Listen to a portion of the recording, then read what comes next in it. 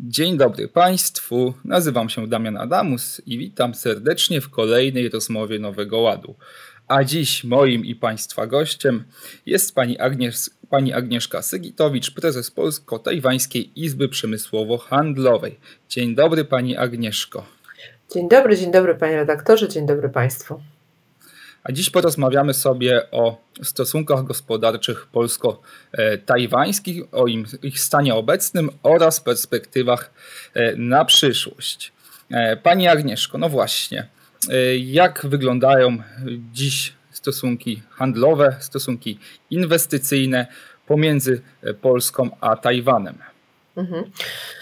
No, wyglądają dość jeszcze niepozornie, można powiedzieć, w stosunku przynajmniej do potencjału, jaki w obu naszych krajach jest. A przede wszystkim dlatego, że powiedzmy w stosunku do inwestycji koreańskich na przykład, czy też nawet japońskich w Polsce, no to inwestycji tajwańskich, takich mam na myśli bezpośrednie inwestycje, jest stosunkowo mało. Jak się tak policzy, nawet firmy, które są tajwańskie w Polsce obecne, z jakimiś formami inwestycji to jest ich poniżej 30 na kilkaset inwestycji japońskich i tam około 600 koreańskich. No oczywiście to są też większe kraje azjatyckie i na pewno dużo bardziej, dłużej obecne na naszej mapie. Tych relacji handlowych z kolei jest oczywiście o wiele więcej, ale wiedza przede wszystkim wzajemna, można powiedzieć wzajemna o naszych krajach jest stosunkowo nieduża. No i to jest też powód, dla którego te relacje są rozwijające się, powiedziałabym początkujące, ale ostatnio zwłaszcza bardzo rozwijające się, bo wzięliśmy się wszyscy, zarówno biznes, jak i troszeczkę nawet strona publiczna, za budowanie tych relacji pomiędzy Polską a Tajwanem. A jeśli mówię o stronie publicznej, no to mam oczywiście na myśli PAIH, czyli Polską Agencję Inwestycji i Handlu, no bo rząd z różnych względów jest tutaj bardzo mocno ograniczony i ta współpraca powiedzmy bilateralna, dyplomatyczna nie istnieje ze zrozumiałych względów.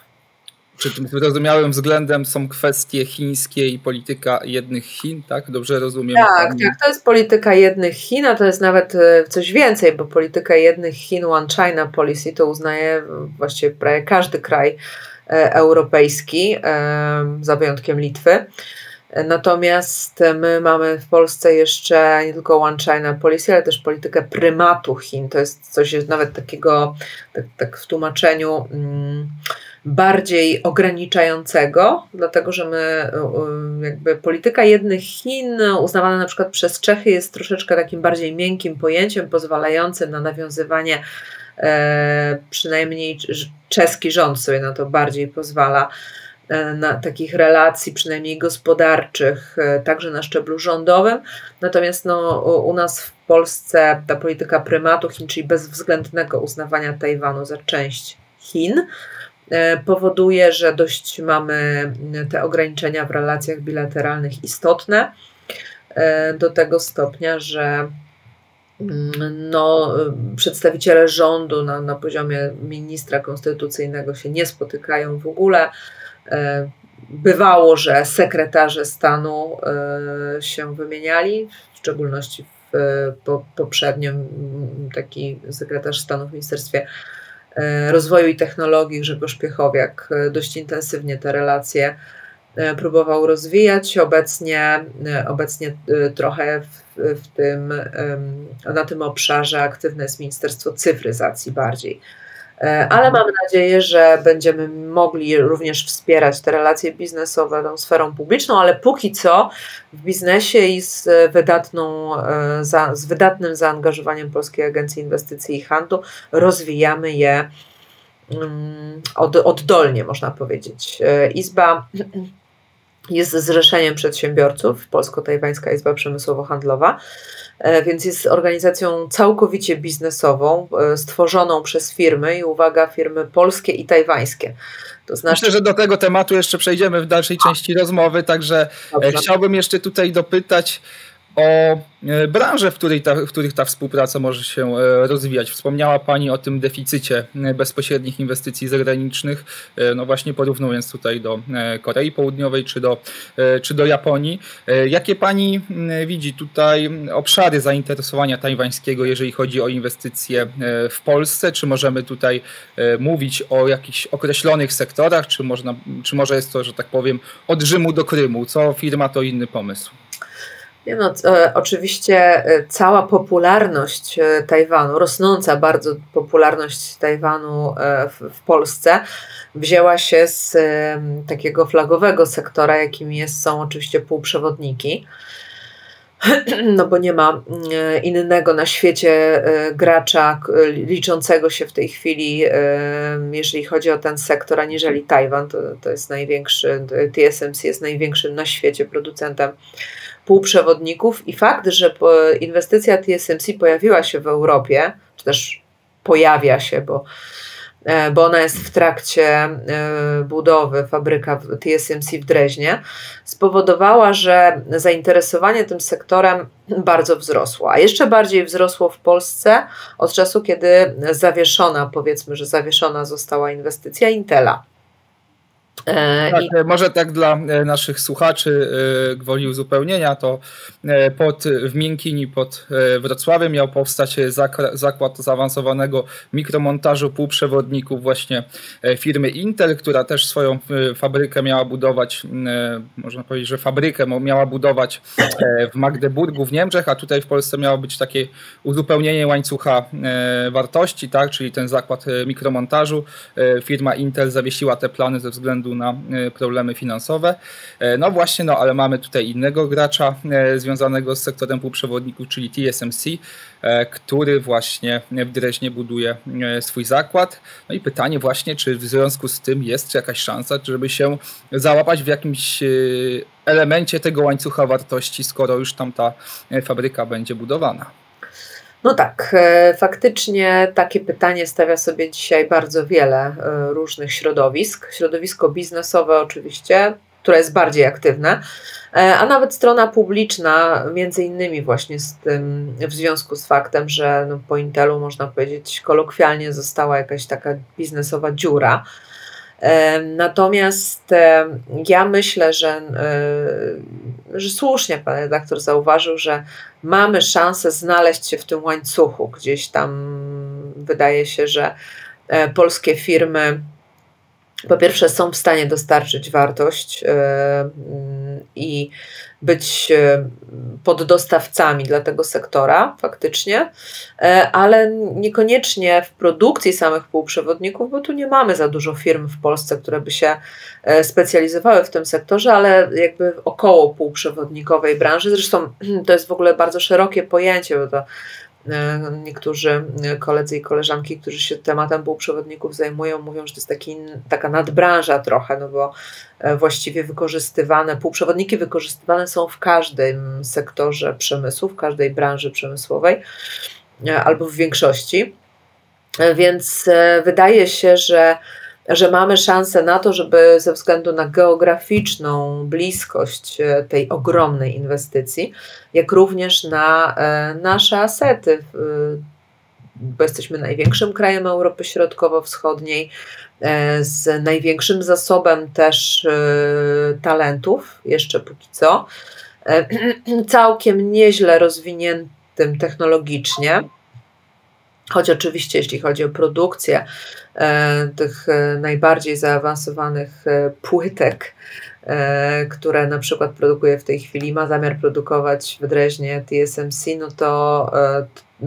to jeszcze nie jest ten poziom technologii, który moglibyśmy zaabsorbować, ale już takie powiedzmy 0,6 nanomilimetrów to spokojnie możliwe są w Polsce do produkcji.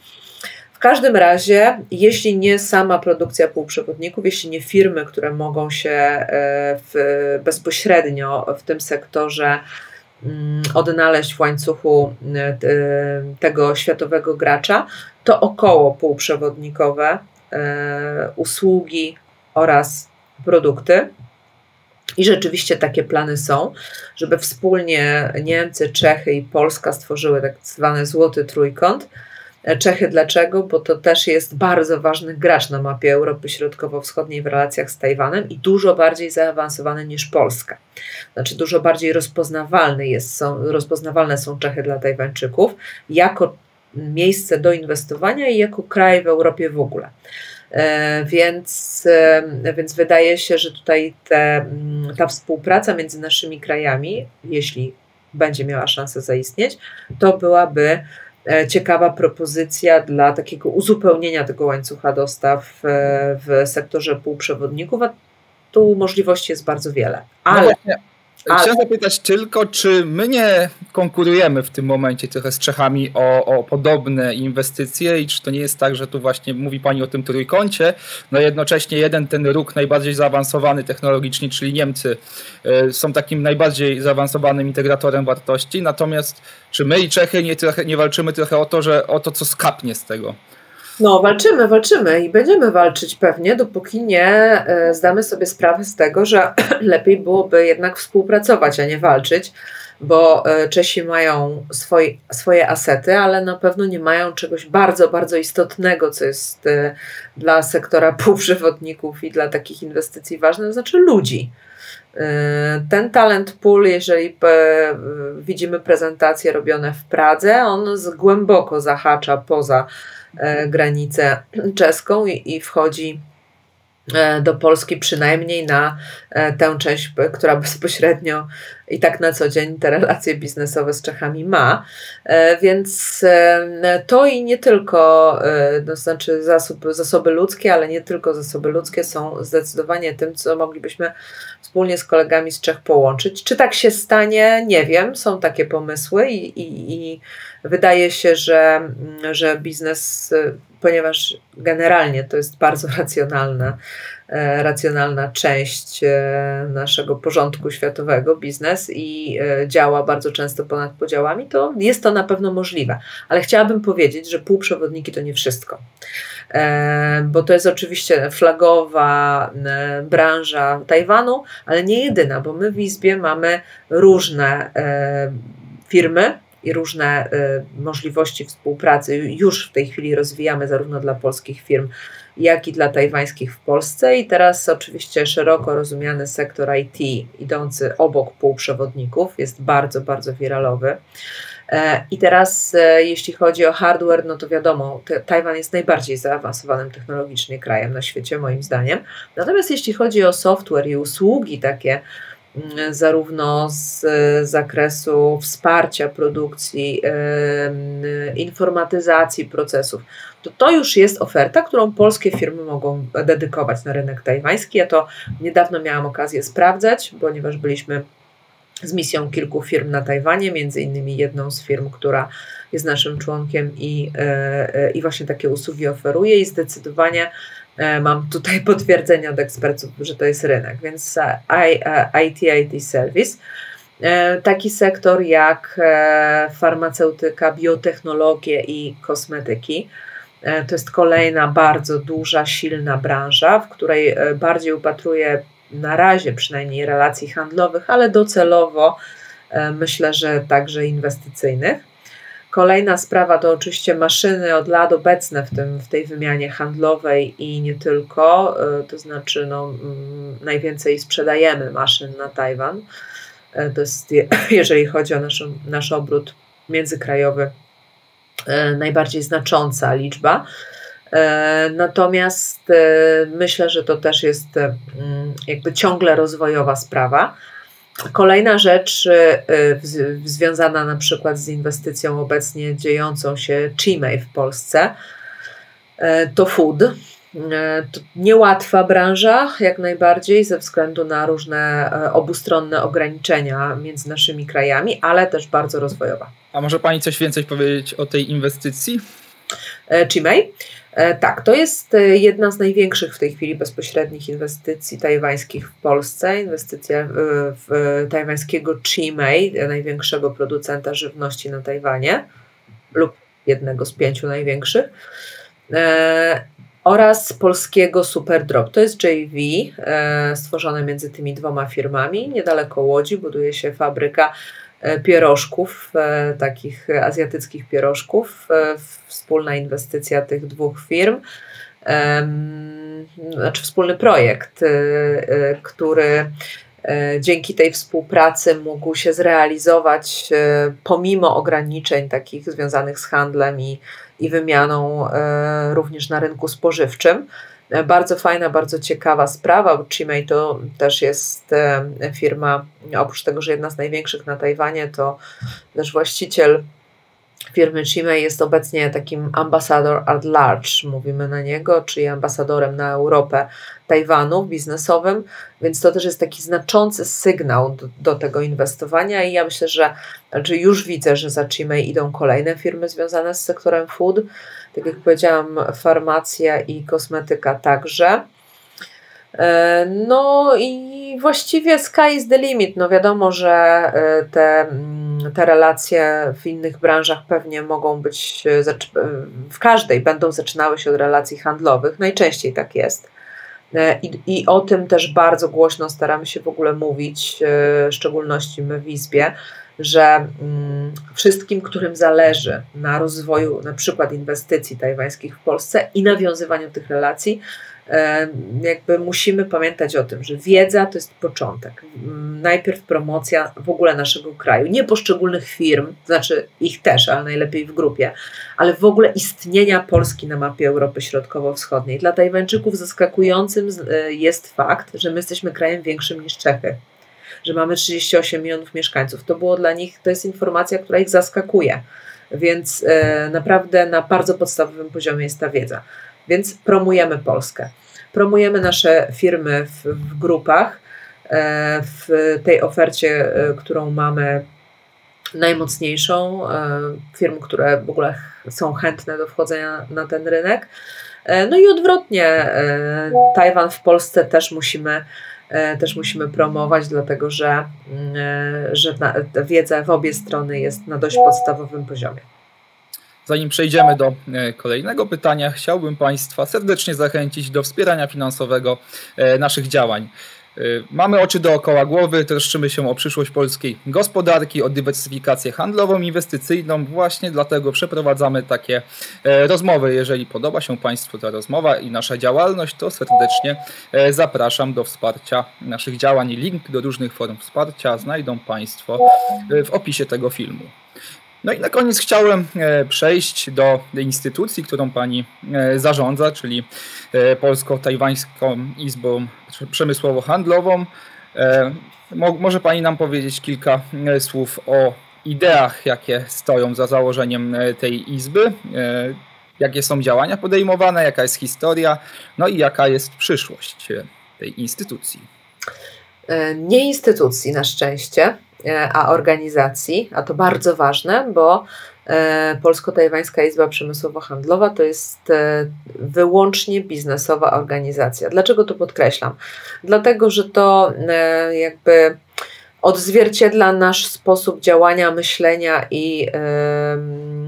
no i też oczywiście fundamenty, na których powstaliśmy. Izba jest stosunkowo młodą organizacją.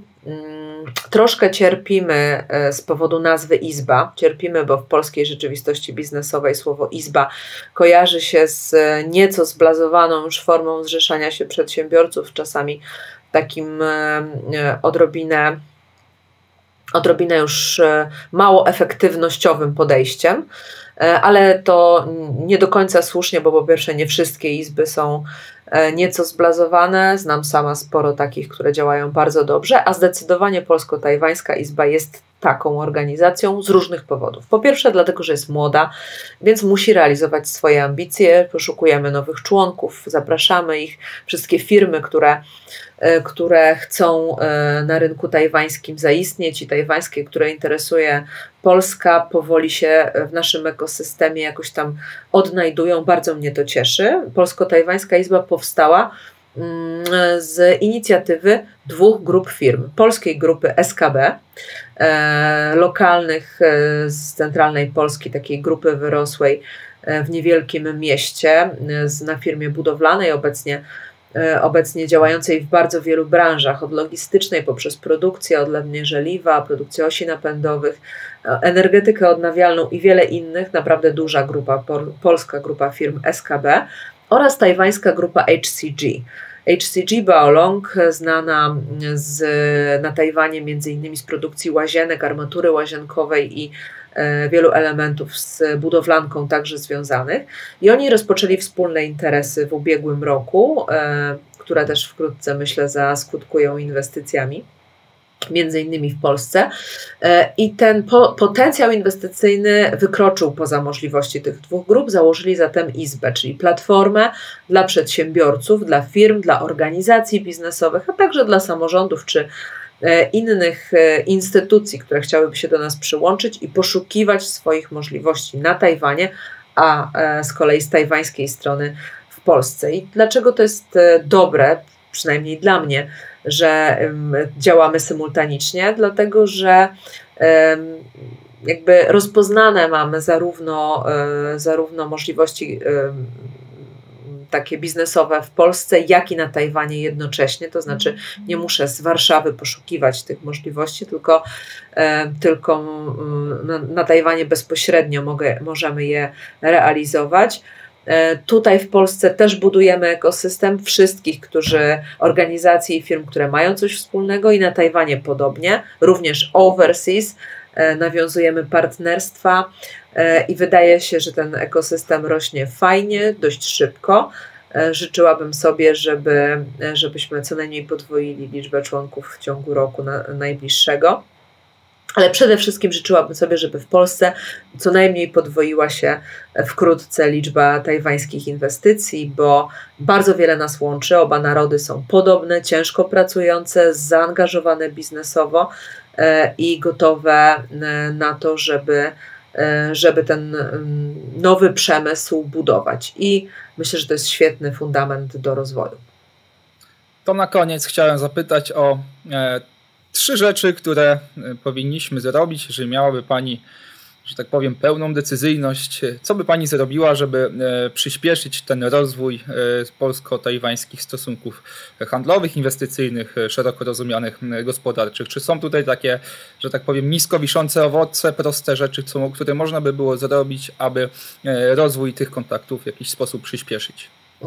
No myślę, że proste to na pewno aż tak bardzo nie jest, bo gdyby było, pewnie dawno zostałoby zrobione, ale na pewno musimy kontynuować i rozwijać budowę takiego biznesowego ekosystemu przyjaznego dla tych relacji między naszymi krajami, żeby Tajwańczycy mogli poczuć, że ta Polska jest, że oni są tutaj mile widziani, że tu są możliwości biznesowe, czyli mamy w Izbie takie ambicje, żeby łączyć wszystkie organizacje, firmy, izby, też organizacje pozarządowe, które się po tym rynku rozglądają, instytuty badawcze, które już mają oczywiście, czy też uczelnie, nawiązane relacje, żeby ten ekosystem był coraz bardziej zintegrowany, żebyśmy mogli korzystać z synergii naszych możliwości. Po drugie, jeśli chodzi o firmy, to rzeczywiście działajmy razem, występujmy w imieniu Polski, bo ta wiedza zaowocuje i ta promocja potem kolejnymi działaniami jednostkowymi. My tak robimy w Izbie i to jest naprawdę efektywne. Można zapytać wszystkich moich kolegów, którzy byli w zeszłym tygodniu z nami na Tajwanie. No i z takiej sfery publicznej też myślę, że warto byłoby podjąć dyskusję w państwie na temat tego, na ile Tajwan biznesowo jest kierunkiem, o którym warto podjąć rozmowy, czy też napisać strategię rozwoju na tym rynku dla naszego kraju jakąś. I co można by było zrobić? Bardzo chciałabym, żeby taka dyskusja w naszej debacie publicznej się również pojawiła, jeśli chodzi o gospodarkę, i mam nadzieję, że w przyszłym roku uda się to zrobić. Ja na pewno będę się starała o tym z ministrem właściwym do spraw gospodarki, jeśli tylko zechce, porozmawiać, bo to po prostu ważne dla naszych firm. Dziękuję bardzo za przedstawienie tej perspektywy, podzielenie się z nami Pani wiedzą.